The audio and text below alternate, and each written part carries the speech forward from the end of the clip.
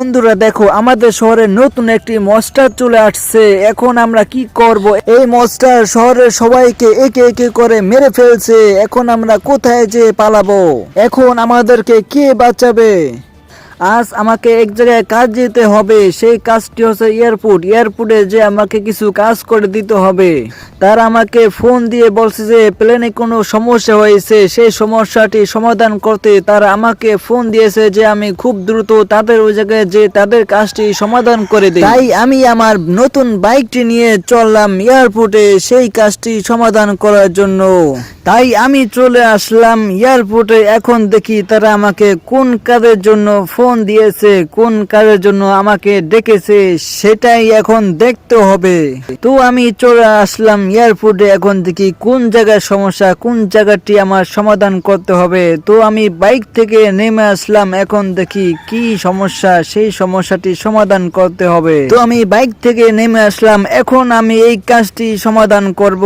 তো এই জায়গায় সমস্যা, এই জায়গায় ঢুকে এই কাজটি সমাধান করতে হবে। তো কাজটি করতে করতে বিকাল হয়ে গেছে, প্রায় বিকাল হয়ে গেছে। এখন আমি বাড়ি চলে যাব।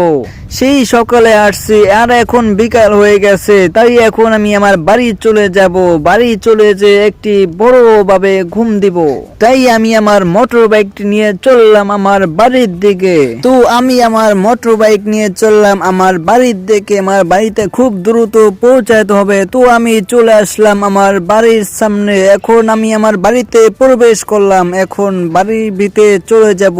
তো আমি মোটর বাইকটি থামিয়ে আমি আমার বাড়ির ভিতরে চললাম। এখন খুব দ্রুত আমার বাড়ির ভিতরে চলে যেতে হবে। বিকাল হয়ে গেছে, এখনই রাত হয়ে যাবে। দেখো বলতে না বলতেই রাত হয়ে গেছে। তো আমি এখন আমার বাড়ির ভিতরে চলে আসলাম। কিন্তু এখন আমার টিভিটি দেখতে মন যায়, কিন্তু টিভি দেখবো না। তো আমি এখন শুয়ে পড়লাম। এই দেখো আমি শুয়ে পড়ছি। তো আমি অনেক সুন্দরভাবে একটি ঘুম দিছিলাম, কিন্তু ঘুমাতে পারলাম না। বাইরে অনেক শব্দ হচ্ছে, কি এরকম শব্দ সেটাই বাইরে চলে যে এখন দেখতে হবে। তো বাইরে চলে আসলাম। কোথা থেকে এরকম ভয়ানক শব্দ আছে সেটাই তোমার বুঝতে পারতেছি না। তো আমি আমার বাইকটি নিলাম, সেটি বাইক নিয়ে দেখি কোথায় কিরকম শব্দ আছে, কোন কারণে এরকম ভয়ানক শব্দ আছে সেটাই এখন দেখতে হবে। তো বাইকটি নিয়ে নিলাম। এখন আমি রাস্তায় চলে আসলাম, দেখি কোন জায়গায় এরকম শব্দ হচ্ছে। তাই আমি চলে আসলাম রাস্তায়। কিন্তু বাইক থেকে যখন নামি তখনই আমার সামনে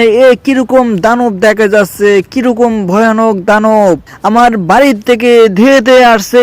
এই দেখি আমি আমার বাইক নিয়ে খুব দ্রুত পালাচ্ছে, কিন্তু বাইকও দেখতে পাচ্ছি না। তাই আমি হেঁটে হেঁটে খুব দ্রুত এখান থেকে চলে যাচ্ছি। মনস্টারটি দেখে আমি ভয় পেয়ে খুব দ্রুত আমার বাড়ির ভিতরে চলে আসলাম। খুব দ্রুত বাড়ির ভিতরে ঢুকতে হবে, আর মনস্টারটি আমাকে খেয়ে ফেলবে। তো আমি আমার প্রায় বাড়ির সামনে এসে পড়েছি। এখন ভিতরে ঢুকে পড়লাম। কি ভয়ানক মনস্টারটি ছিল, হায় হায় অনেক ভয়ানক মনস্টারটি ছিল। তো আমি একবার বাড়ি তাকিয়ে দেখলাম, কিন্তু মনস্টারটি আর দেখা যাচ্ছে না। এই কারণে আমি বাড়ির ভিতরে আবার চলে আসলাম। এখন একটু টিভিটা সাইডে দেখি, টিভি ভিতরে কিরকম নিউজ দেখাচ্ছে সেটাই এখন দেখে নি। আমার মন আর ঘুমাচ্ছে না, কিন্তু টিভিতে কিরকম দেখাচ্ছে, টিভির ভিতর থেকে একটি দানব এসে পড়ছে। এই দেখে আমি কার থেকে নিচে পড়ে গেলাম, কিন্তু টিভির ভিতর থেকে সেই দানবটি বেরিয়ে আসছে। এই দেখে আমি খুব দ্রুত এখান থেকে পালাতে লাগলাম।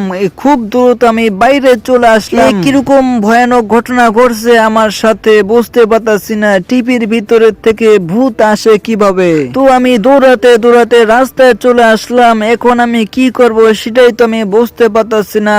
কিন্তু এখন আমি কোথায় যাব সেটাই তো আমার মাথায় ঢুকছে না। কিন্তু এই তো দেখি এই তো আরেকটা দানব দেখা যাচ্ছে রাস্তার মাঝখানে। ও ভাই সাহেব, যখন আমি আমার পিছে তাকালাম তখন দিই আরেকটি দানব আমার পিছে দাঁড়িয়ে আছে। দেখে আমি পড়ে গেলাম মাটিতে। এখন আমি কিভাবে এদের হাত থেকে বাঁচবো? তো আমি অনেক কষ্টে এদের হাত থেকে ছুটে চলে আসলাম অনেক দূর, যেখানে আমার মোটর বাইকটি রাখা আছে। তাই আমি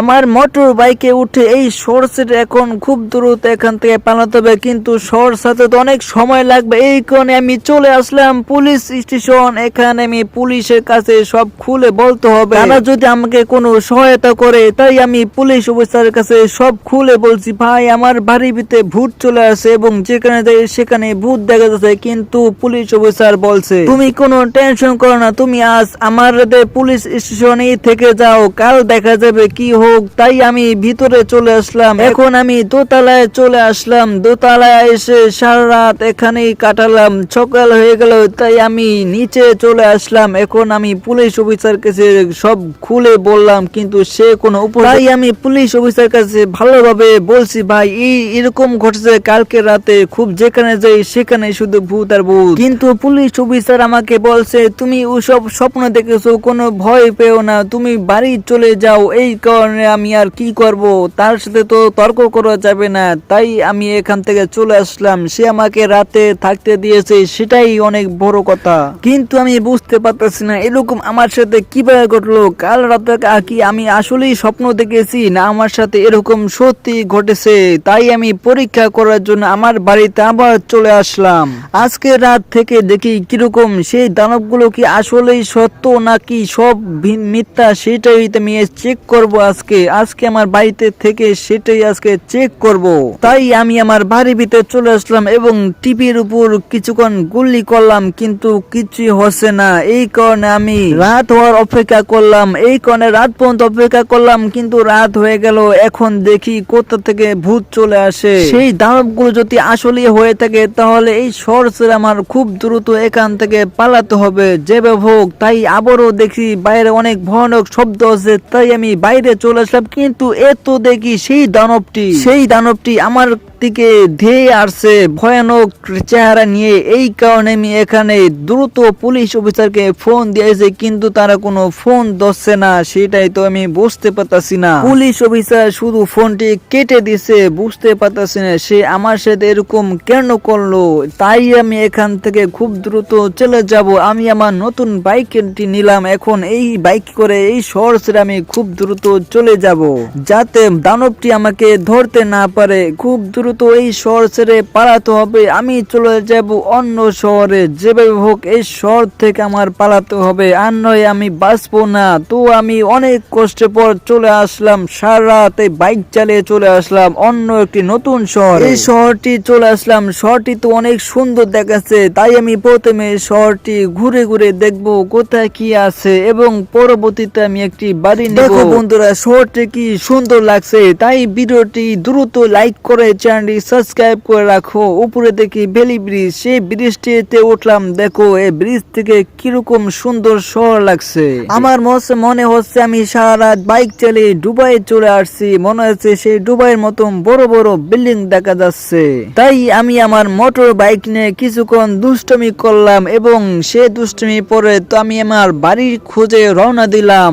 এই জায়গায় একটি বাড়ি ভাড়া করে এখানে কিছুদিন থাকতে হবে। দেখি কি অবস্থা আমার সাথে। এই শহরে কি ভয়ানক ভূতের কাণ্ড হবে নাকি সেটা এখনই দেখতে হবে। তো আমি শহরটি অনেক ঘুরে চলে আসলাম আরেক রাস্তার দিকে। এখন দেখি কোথায় নতুন বাড়ি পাওয়া যায়, কোন জায়গাটি আমি থাকতে পারো ভালো বাড়ির মতন। কিন্তু বামে দেখো এই সুন্দর বাড়িটি অনেক পছন্দ হয়েছে। এই বাড়িটি এখন আমি কিনে নিব। বাড়িটি দেখতে আমার পুরনো বাড়ির মতনই লাগছে, এই কারণে আমি এই বাড়িটি চয়েস করেছি। আমি বাড়ির ভিতরে ঢুকে পড়লাম। এখন এই বাড়ির মালিকের সাথে কথা বলতে হবে। তার আগে আমি বাড়িটি ভালোভাবে ঘুরে নি এবং চারপাশে ঘুরে নি। কিরকম অনেক সুন্দর সুন্দর শহর, বড় বড় বিল্ডিং দেখা যাচ্ছে। কোন শহরে আমি এসে পড়েছি এই শহরটি ভালোভাবে নামি তামি জানতে পারলাম না, কিভাবে এই শহরে আসলাম। বন্ধুরা অনেক কষ্টে পরে সে ভূতের থেকে বেঁচে গেলাম। এই কারণে ভিডিওটি লাইক করে চ্যানেলটি সাবস্ক্রাইব করে রাখো। আজকের জন্য এতটুকুই। বাই বাই, টাটা, আল্লাহ হাফেজ।